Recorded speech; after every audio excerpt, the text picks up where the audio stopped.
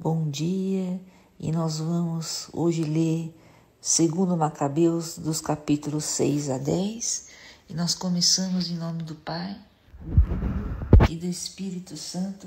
Amém.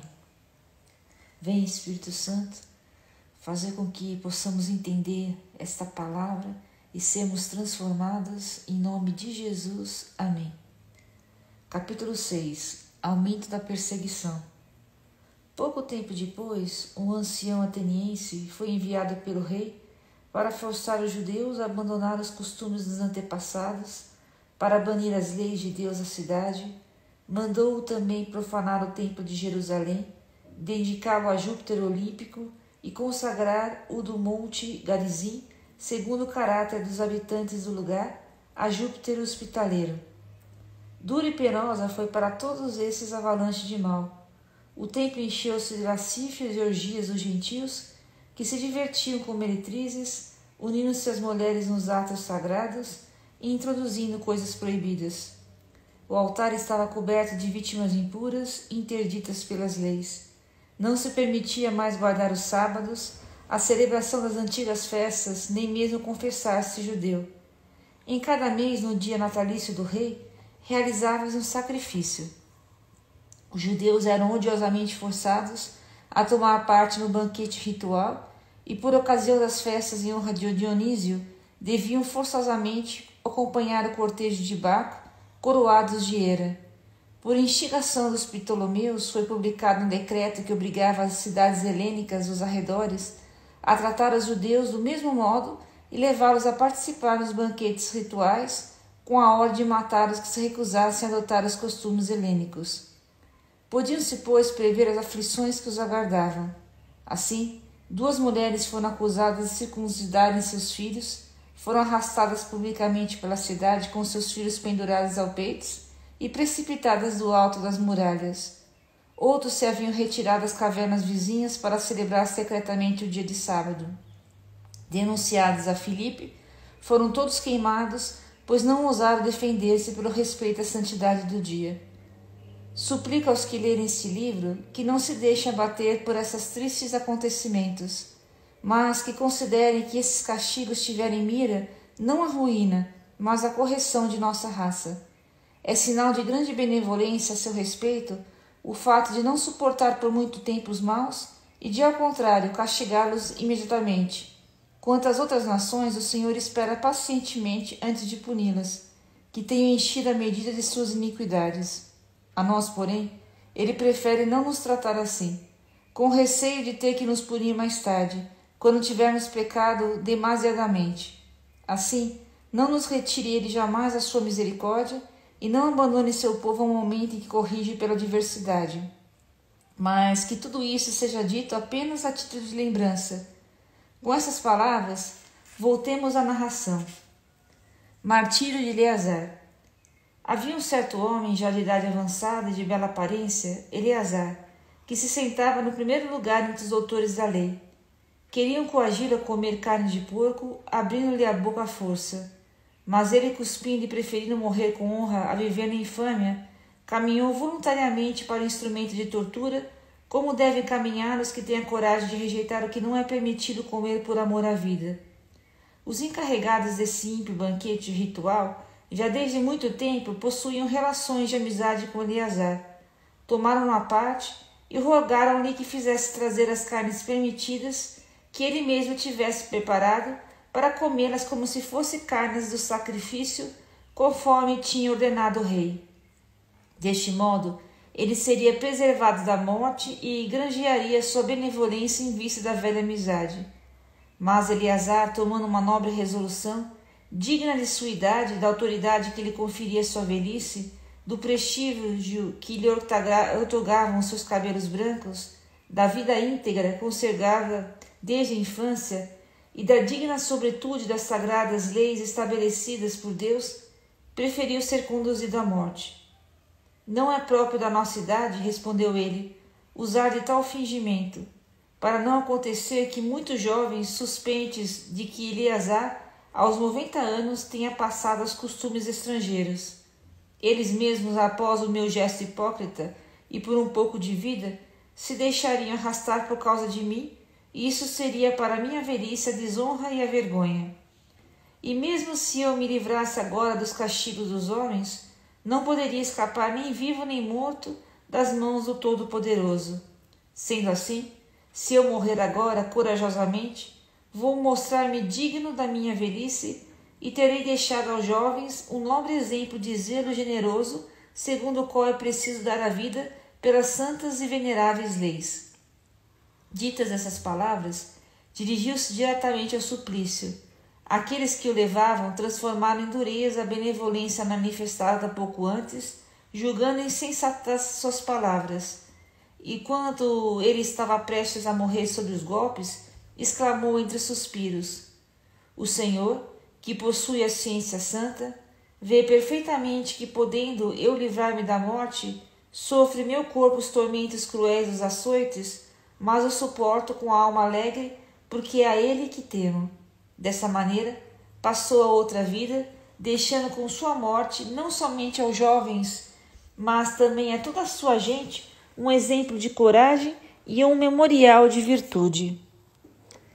Capítulo 7. Os 7 irmãos e sua mãe. Havia também 7 irmãos que foram um dia presos com sua mãe, e o que o rei, por meio de golpes de azorrague e de nervos de boi, quis coagir a comerem a proibida carne de porco. Um dentre eles tomou a palavra e falou assim em nome de todos: Que nos pretendes perguntar e saber de nós? Estamos prontos a morrer antes de violar as leis de nossos pais. O rei, fora de si, ordenou que aquecessem até a brasa assadeiras e caldeirões. Logo que ficara em brasa, ordenou que cortassem a língua do que falara por todos, e depois que lhe arrancasse a pele da cabeça e lhe cortasse também as extremidades. Tudo isso à vista de seus irmãos e de sua mãe. Em seguida, mandou conduzir ao fogo inerte e mal respirando para assá-lo. Enquanto o vapor da assadeira se esparava em profusão, os outros com sua mãe exortavam-se mutuamente a morrer com coragem. O Senhor nos vê, diziam, e certamente terá compaixão de nós, como diz claramente Moisés no seu cântico de admoestações. Ele terá compaixão de seus servos. Deste modo, morto o primeiro, conduziram o segundo ao suplício. Arrancaram-lhe a pele da cabeça com os cabelos e perguntaram-lhe: Comerás carnes de porco ou preferes que teu corpo seja torturado membro por membro?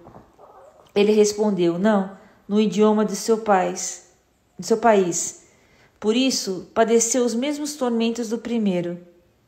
Estando prestes a dar o último suspiro, disse: Maldito tu nos arrebatas a vida presente, mas o Rei do Universo nos ressuscitará para uma vida eterna, pois morreremos por fidelidade às suas leis. Após este, torturaram um terceiro, reclamada a língua, ele apresentou logo e estendeu as mãos corajosamente. Declarou com nobreza: Do céu recebi esses membros, mas eu os desprezo por amor às suas leis, e dele espero recebê-los um dia de novo.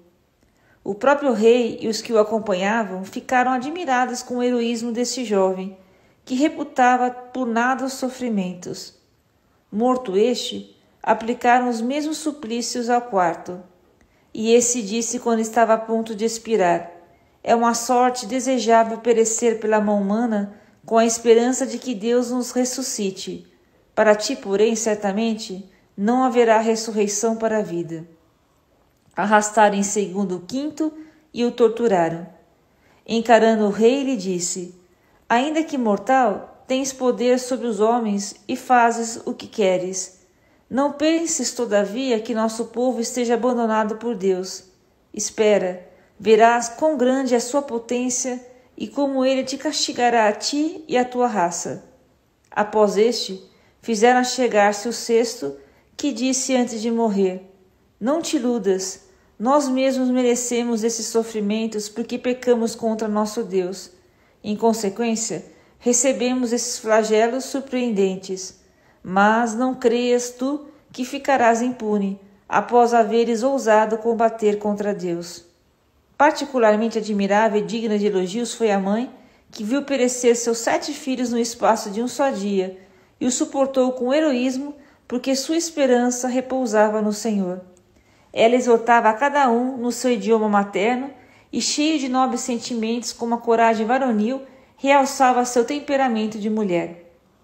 Ignoro, dizia-lhes ela, como crescestes em meu seio, porque não fui eu que vos dei o espírito e a vida, não fui eu que ajuntei os vossos membros, mas o Criador do mundo que formou o homem na sua origem e deu existência a todas as coisas, vos restituirá em sua misericórdia tanto o espírito como a vida, se agora fizeres pouco caso de vós mesmo por amor às suas leis.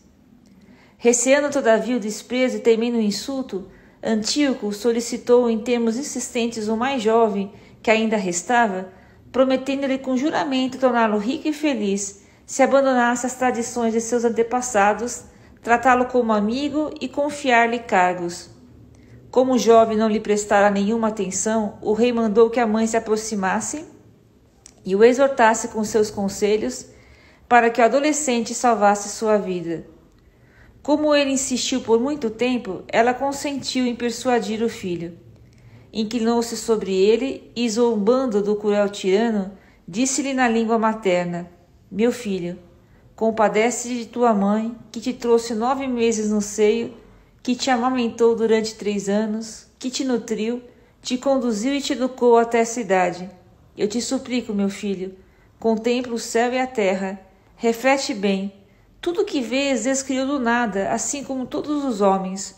Não temas, pois, este algoz, mas sê digno de teus irmãos e aceita a morte, para que no dia da misericórdia eu te encontre no meio deles. Logo que ela acabou de falar, o jovem disse: Que estais a esperar? Não atenderei às ordens do rei.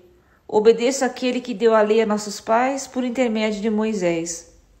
Mas tu, que és o inventor dessa perseguição contra os judeus, não escaparás à mão de Deus. Quanto a nós, é por causa de nossos pecados que sofremos.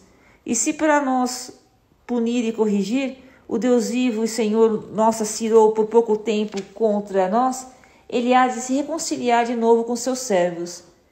Ímpio, não te exaltes sem razão, embalando-te em vãs esperanças, enquanto levantas a mão sobre os servos do céu. Tu ainda não escapaste ao julgamento do Deus Todo-Poderoso que tudo vê. Enquanto meus irmãos participam agora da vida eterna, em virtude do sinal da aliança, após terem padecido um instante, tu sofrerás o justo castigo de teu orgulho pelo julgamento de Deus. A exemplo de meus irmãos, entrego o meu corpo e minha alma pelas leis de nossos pais e suplico a Deus que ele não se demore em apiedar-se de seu povo. Oxalá tu, em meus sofrimentos e provações, reconheças nele o Deus único. Enfim, que se detenha em mim e em meus irmãos a cólera do Todo-Poderoso que desencadeou sobre toda a nossa raça. Abrasado de ira e enraivecido pela zombaria, o rei maltratou este com maior crueldade do que os outros. Morreu, pois, o jovem purificado de toda mancha e completamente entregue ao Senhor. Seguindo as pegadas de todos os seus filhos, a mãe pereceu por último. Terminamos aqui nossa narração concernente aos banquetes rituais e a essas atrozes perseguições. Rebelião Macabaica. Capítulo 8. Feitos heróicos de Judas Macabeu. Judas, chamado Macabeu, e seus companheiros penetravam secretamente nas aldeias e convocavam seus parentes. Arrastando consigo todos os que haviam mantido fiéis ao judaísmo, formaram um grupo de aproximadamente 6 mil homens. Suplicavam ao Senhor que olhasse para o povo, desdenhado por todos, que se compadecesse do templo profanado pelos ímpios, que tivesse compaixão da cidade devastada, perto de ser reduzida ao nível do solo, que escutasse a voz do sangue derramado que a ele declamava, e se lembrasse da desumana carnificina de crianças inocentes, e que vingasse também as blasfêmias proferidas contra seu nome. Judas tornou-se o chefe da tropa, e os gentios viram incapazes de resistir-lhe porque a cólera de Deus tinha convertido em misericórdia. Atacava de improviso as cidades e aldeias e as incendiava. Ocupava as posições favoráveis de onde afugentava não poucos de seus inimigos. Era principalmente à noite que ele empreendia essas expedições. A fama de seu valor espalhava-se por toda parte. Vendo Judas progredir dia a dia e alcançar sempre frequentes vitórias, Filipe escreveu ao governador de Celicíria e da Fenícia, Ptolomeu, e pediu-lhe auxílio para defender os interesses do rei. Imediatamente Ptolomeu designou Nicanor, um dos primeiros antigos amigos do rei e filho do Patróclo, e o enviou à frente de uns 20.000 homens e todas as nações para exterminar toda a raça judia. Agregou a ele Górgias, general perito em assuntos de guerra. Nicanor esperava obter com a venda dos judeus que fossem aprisionados os 2.000 talentos que o rei devia como tributo aos romanos. Enviou sem perda de tempo às cidades da costa o convite para que viesse comprar judeus, prometendo entregar 90 escravos por 1 talento, mas não suspeitava então de que o castigo do Todo-Poderoso ia cair sobre ele. A notícia do avanço de Nicanor chegou a Judas, o qual informou aos seus da chegada dos inimigos. Num relance, os que tinham medo ou não tinham confiança na justiça de Deus fugiram e dispersaram-se. Os outros venderam seus pertences, suplicando ao Senhor que os livrasse do ímpio Nicanor, que os havia vendido antes mesmo de tê-los em mãos. Se não por causa deles, que o fizesse ao menos em consideração às alianças estabelecidas com seus pais, e porque seu santo e sublime nome tinha sido invocado sobre eles. Macabeu reuniu então ao redor de si seus homens, em número de 6.000, exortou-os a não deixarem intimidar pelos inimigos, nem temer essa massa de gentios que vinha injustamente contra eles, e que combatesse com valentia, que pensasse na indigna profanação infligida por eles ao templo, na humilhação imposta à cidade devastada e na ruína das tradições de seus antepassados. Eles confiam, dizia ele, nas suas armas e na sua audácia, mas nós colocamos nossa segurança no Deus Todo-Poderoso que pode, com um só leve aceno, desbaratar tantos que nos atacam como o universo inteiro. Lembrou-lhes no passado o caso da proteção divina, como por exemplo, do exército de Senequeribe haviam perecido 180.000 homens, e na batalha contra os Gálatas, na Babilônia, 8.000 judeus tinham de lutar ao lado de 4.000 macedônios. Como esses se achavam numa situação crítica, os 8.000 judeus massacraram 120.000 inimigos por causa do socorro que lhes foi dado do céu, e ainda recolheram um vasto despojo.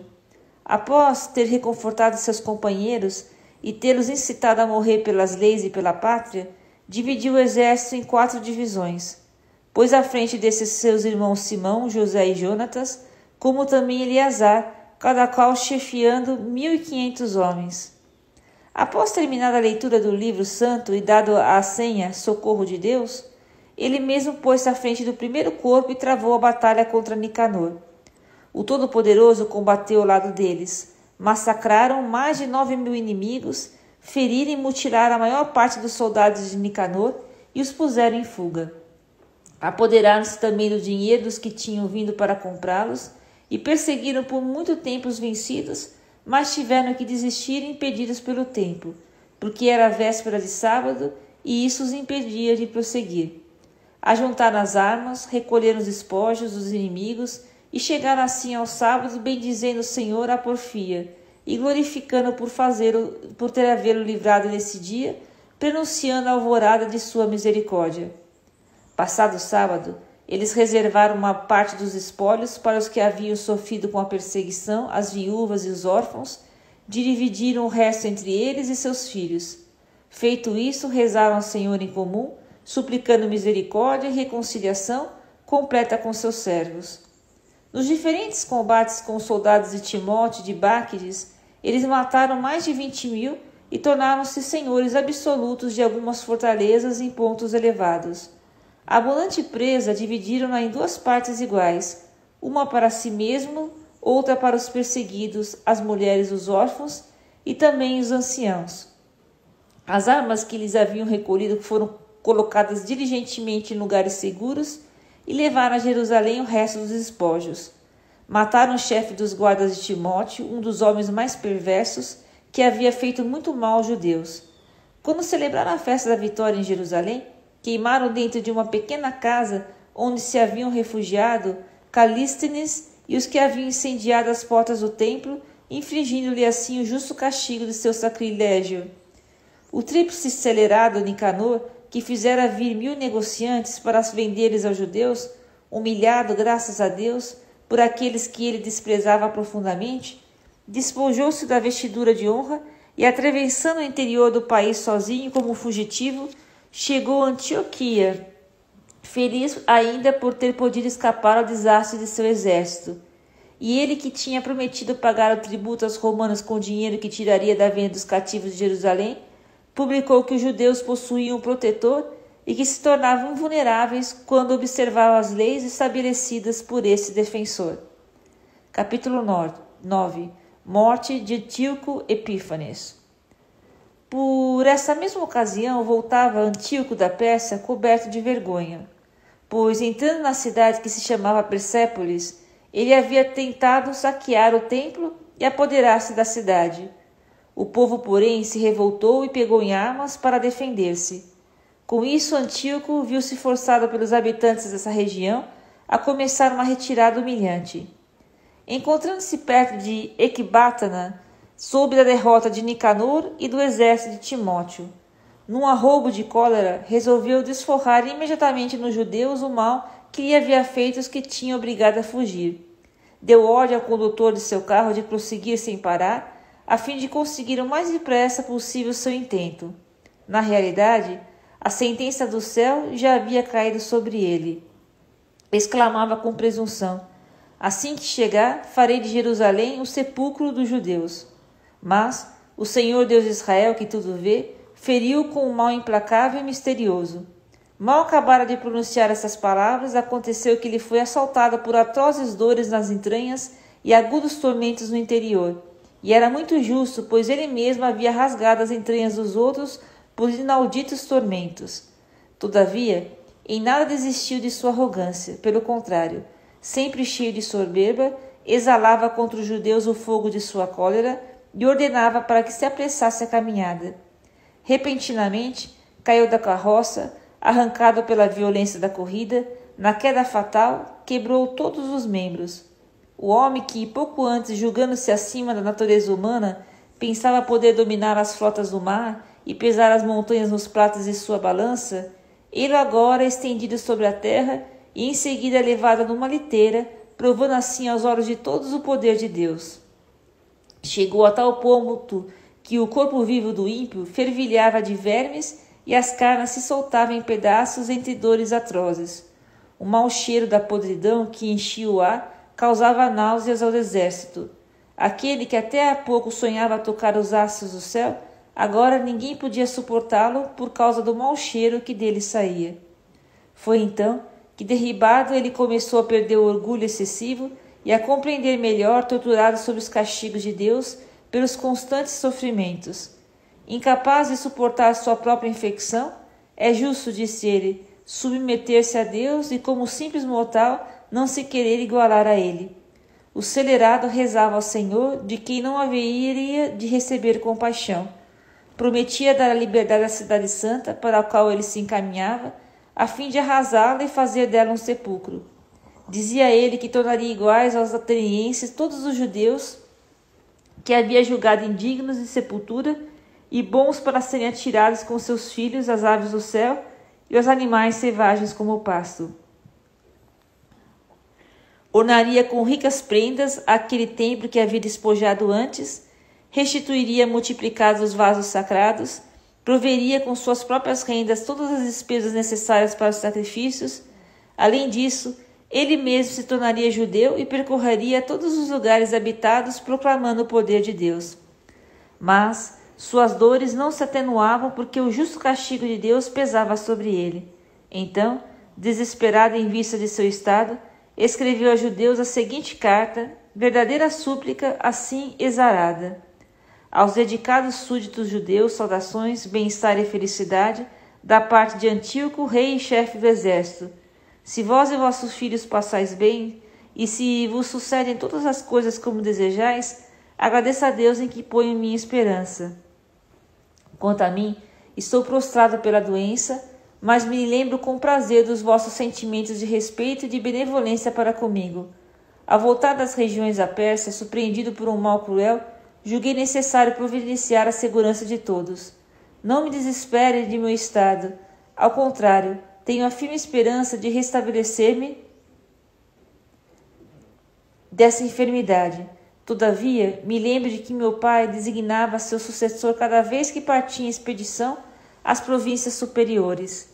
Ele queria que, no caso de uma desgraça ou má notícia, os habitantes do país não se perturbassem, uma vez que soubesse a quem confiar os negócios. Eu sei, ademais, que os príncipes que me rodeiam e os vizinhos do reino estão de atalaia e espreitam os acontecimentos. Por isso, já designei meu filho Antíoco para rei, a quem em outras ocasiões confiei, e recomendei a maior parte de vós quando partia para vossas terras. A ele escrevi a carta abaixo transcrita. Rogo-vos, portanto, e peço que, em memória de meus benefícios para convosco, tanto gerais como particulares, tenhais para com meu filho a mesma benevolência que para comigo, pois estou convencido de que ele seguirá minhas intenções e agirá convosco com moderação e humanidade. Assim, esse carrasco e blasfemador pereceu miseravelmente, distante, nas montanhas, em meio àqueles sofrimentos que ele mesmo havia infligido aos outros. Filipe, seu amigo de infância, transladou seu corpo, em seguida partiu para o Egito, para junto de Ptolomeu Filometor, para escapar ao filho de Antíoco. Capítulo 10 e último capítulo de hoje. Purificação do templo. Sob a proteção do Senhor, Macabeu e seus companheiros retomaram o templo e a cidade, destruíram os altares que os estrangeiros haviam edificado na praça pública, como também os troncos sagrados. Após terem purificado o templo, erigiram outro altar para os holocaustos. Utilizaram uma pedra para tirar faíscas, das quais eles se serviram para oferecer os sacrifícios, após 2 anos de interrupção. Queimaram incenso, reacenderam as lâmpadas e recolocaram os pães da proposição. Feitas essas coisas, prostraram-se por terra e suplicaram ao Senhor que não mais o entregasse a semelhantes calamidades, mas, se recaísse nas ofensas, que corrigisse com brandura, sem entregá-las às mãos das nações ímpias e bárbaras. Foi no dia do aniversário da profanação do templo pelos estrangeiros, isto é, no dia 25 do mês de Casleu, que eles o purificaram. Prolongaram as cerimônias e os festejos por 8 dias, como na ocasião das festas dos tabernáculos, recordando-se de que pouco antes, na ocasião dessa festa, habitavam nas montanhas e nas cavernas como animais selvagens. Foi assim que, levando ramalhetes, ramos verdejantes e palmas, cantava os hinos àquele que lhes havia concedido a dita de purificar o seu templo. Decretaram por um edito público a toda a nação judia, que nesses mesmos dias fossem solenizados em cada ano. Vitória de Judas. Acabamos de narrar as circunstâncias da morte de Antíoco, cognominado Epífanes. Vamos agora proceder à narrativa dos acontecimentos sucedidos sob Antíoco Eupátor, filho desse sacrílego, resumindo o que se refere aos males da terra.